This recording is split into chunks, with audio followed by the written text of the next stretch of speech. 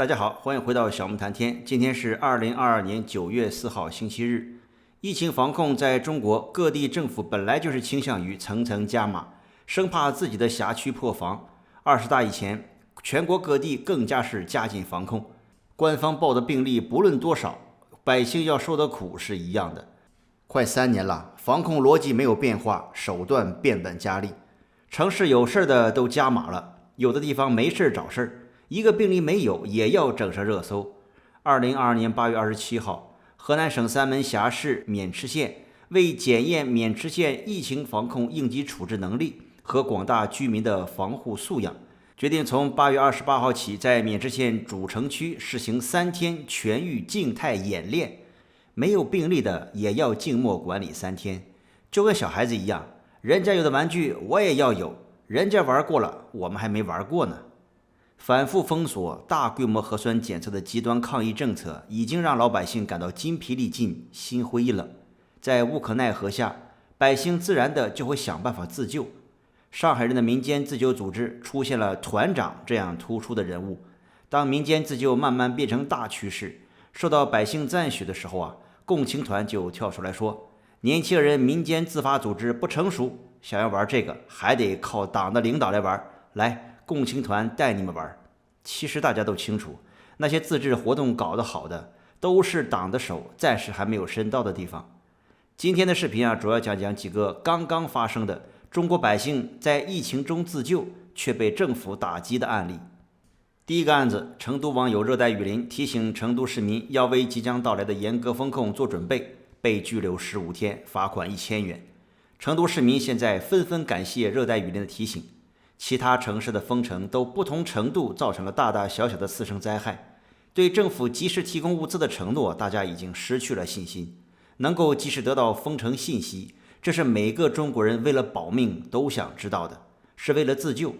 政府一贯的突然袭击造成短时间内物资挤兑，才是祸害的源头，而不是谁放出的信息。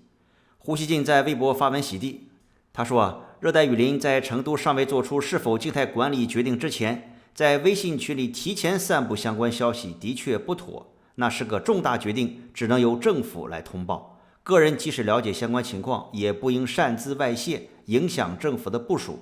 当然，胡锡进没有提到政府偷偷通知国企、央企的人早点存物资，故意不提。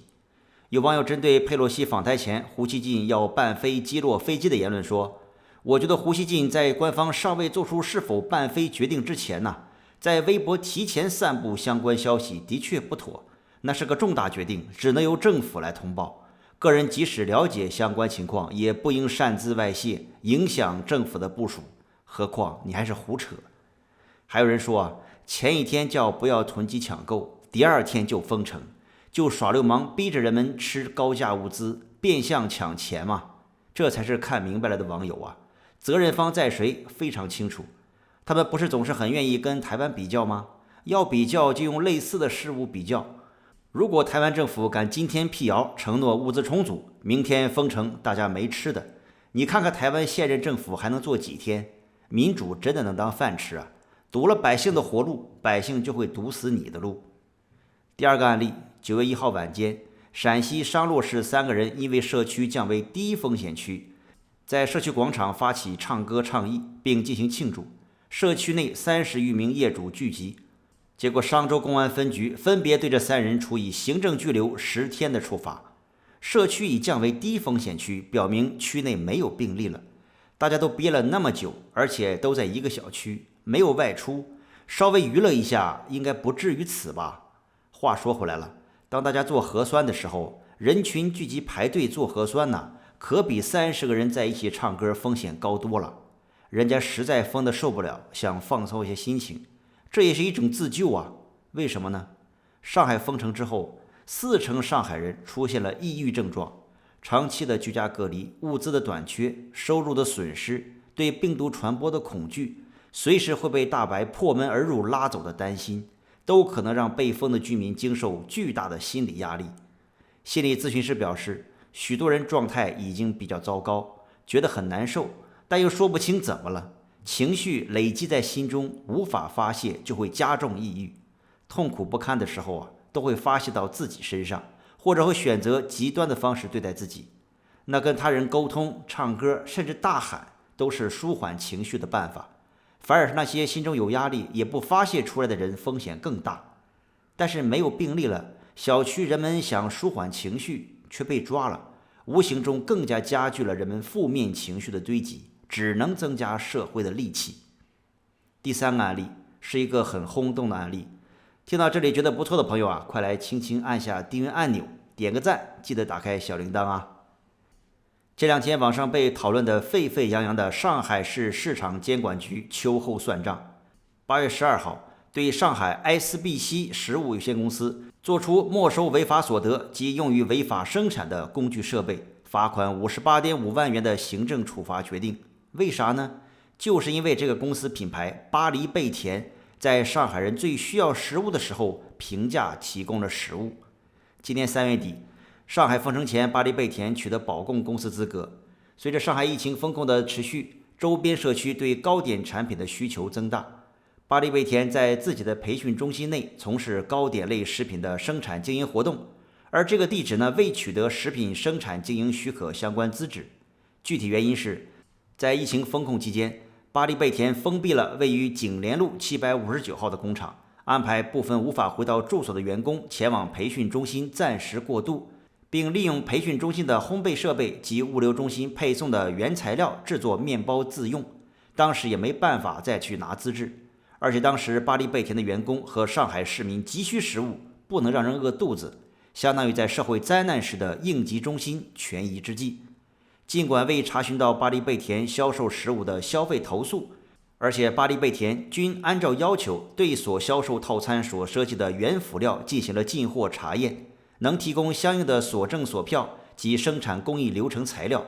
这是一家韩国品牌，即使是在灾难紧急情况下，人家的经营还是有标准的，这一点就值得我们学习了。而且最重要的一点，巴黎贝甜没有提价，反而是平价销售食物，没有发国难财。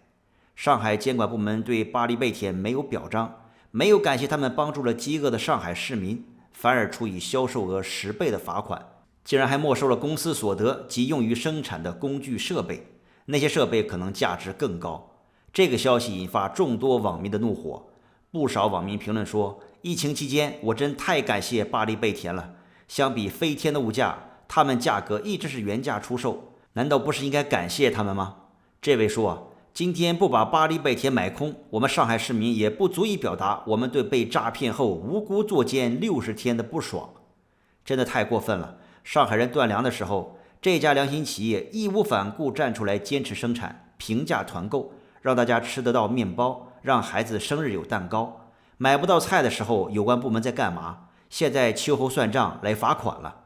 还有人说，封城期间那些恶意涨价，把变质食物给居民的单位处理了吗？购买发放伪劣物资的街道办、居民委查了吗？连过期发霉的产品都能发给我们当物资，巴黎贝甜怎么了？至少没过期，还解决了我们粮食短缺问题。有的人甚至自己买了吃不下，让别人吃，纯表示对巴黎贝甜的感谢。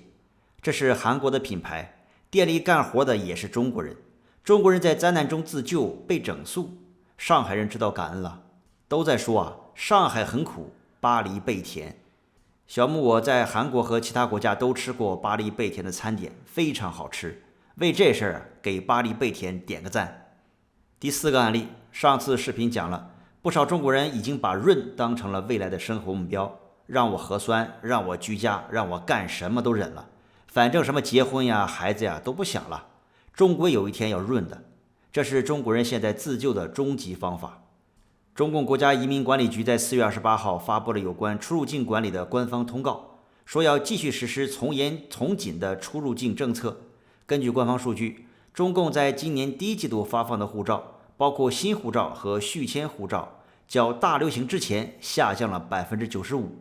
在国外护照出生就有了，在中国变成卡出国脖子的工具。如果没有工作签或者学生签证，去海关就好像赌博，不知道能不能赢。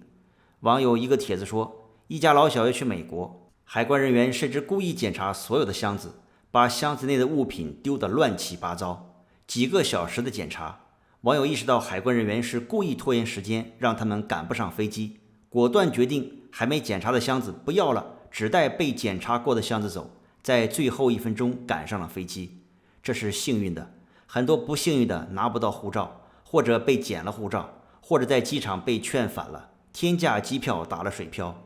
一位网友发帖说，自己今年38岁，申请留学赴美，虽然自己已经拿到了美国一所高校的 offer， 但他持 offer 向当地出入境管理部门申请护照时却被拒绝，被告知年龄太大，留学的理由不可信。